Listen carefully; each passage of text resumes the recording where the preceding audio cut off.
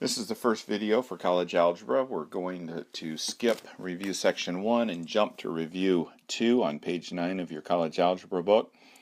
This is called integer exponent scientific notation in order of operations. Go a little bit quick through here, and assuming that you know how to do most of this stuff, or you wouldn't be in this class, but we are going to do this review section just because I think it's important for you, especially over the summer, to be reminded of some basic algebraic concepts and techniques, because you can't do advanced algebra if you don't have the simpler stuff down. So the first thing we're going to look at is exponents. And if you remember, an exponent is a number that we have in this position right there that just tells you how many times you multiply the base number, or the 3 times itself. Now, one of the things in example 1 that they give you is they give you a 6 to the 0 power. Anytime you have a number, a letter, a symbol, anything to the 0 power, it will always be 1. So I could have 3x squared y to the 5th and then put it to the 0 power, and the answer would be 1. Because that 0 power is the ultimate exponent of that expression right there. Okay, so students ask, well, why is 6 to the 0 power 1, or why is anything to the 0 power 1? Well, if you remember, when you have something like, whoops, let me make that a 3.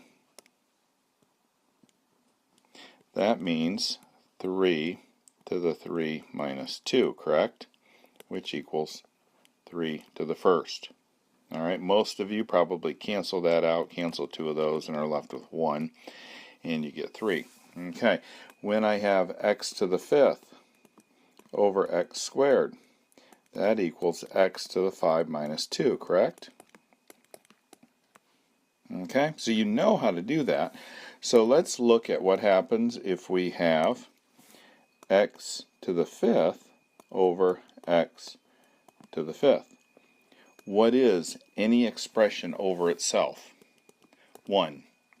It also means x, oops, let me write an x to the 5th minus 5, right? And that equals x to the 0. So if this is a true statement, and this is a true statement, logically, then these two are equal to each other. So anything to the 0 power equals 1. So real quickly, that's where that comes from. So those are positive exponents. Now when you have negative exponents, the way I teach this is that the negative just means that the number in front of it and the number after it, the base and its exponents, are in the wrong place. That negative just means that you've got the 4 and the 5 in the wrong position. You have 2 positions here for that 4 and 5 are a number to be, the numerator or the denominator. So if, in this case, 4 to the negative 5 is written, you can make it a fraction by putting it over 1. And when you do that, you have the 4 to the negative 5 in the numerator position. This negative means it's in the wrong place. It means that the 4 and 5 actually exist down there. And when there's nothing up here, there's an assumed 1. So 4 to the negative 5 just means that you take the 4 and the 5 and put it in its opposite place. So if I had x to the negative 2 y over z to the minus 3, that means that my x to the negative 2 is in the wrong place. So let's draw my line. So in order to put it in the right place and make it a positive exponent, I move it down there. My z to the negative 3 is in the wrong place. To make it positive, I put it there. And my y has a positive exponent of 1, so it stays where it is. So this is another way of writing that. And you go back and forth, depending on what kind of things that you're trying to do here. So if you look at C in example 2, you'll notice that they have x to the minus 3 over y to the minus 8. And if you want to write these with positive exponents, you put this where it's supposed to go, and you put this where it's supposed to go. And you're done. So if you look at the blueprint, top of page 10, it says in parentheses, a factor can be moved to the other side of the fraction bar if the sign of the exponent is changed. So even if I had something like this,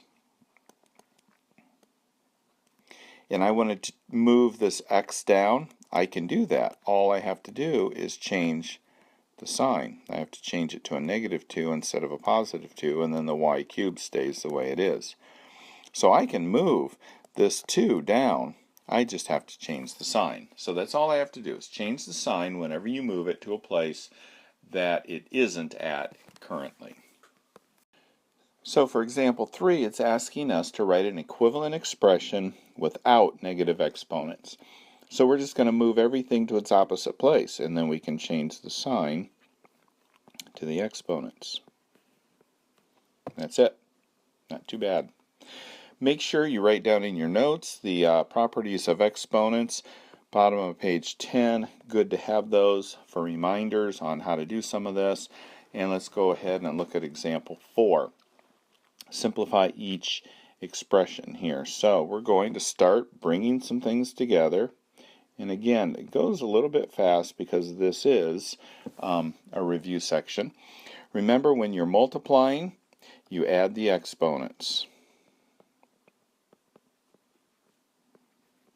And that is y equal to -2. So you can write it like that, or if you want your exponent positive, 1 over y squared. All right, the second part here, or the B part of example 4, we have 48 x to the 12 over 16 x to the 4th. So we look at our numbers first and reduce those. And for some reason I started writing 4, 3, and then x to the 12th minus 4 gives me 3x to the 8th power. Okay, let's look at C. All right, for C we have t to the -3 to the 5th power. And there's a rule called the power rule.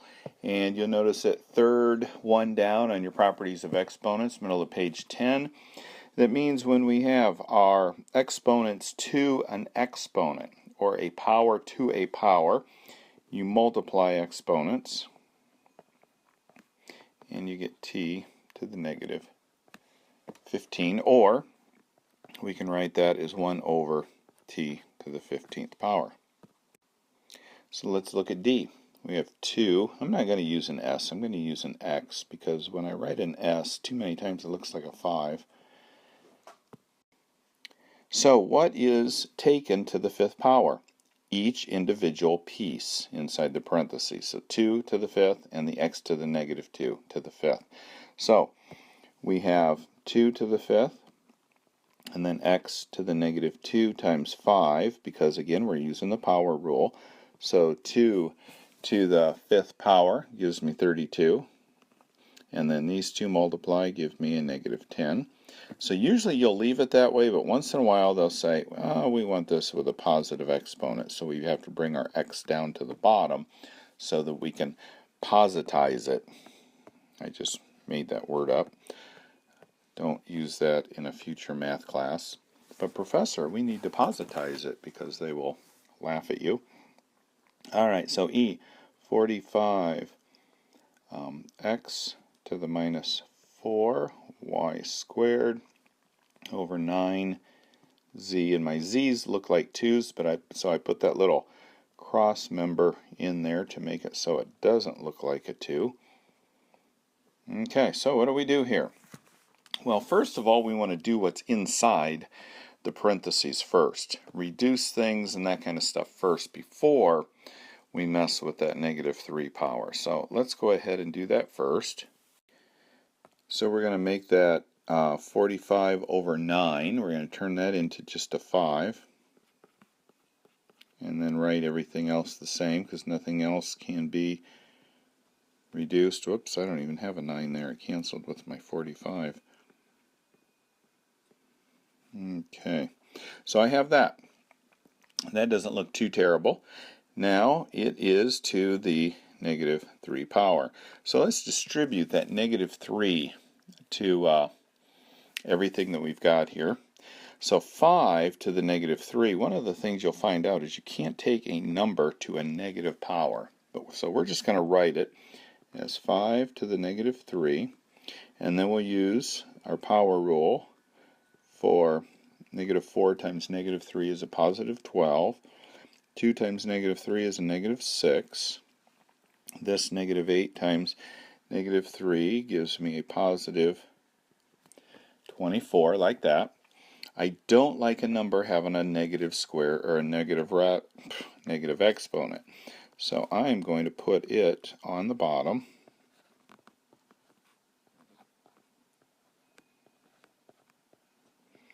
And I can find a z cubed. Z cubed is not so hard to find.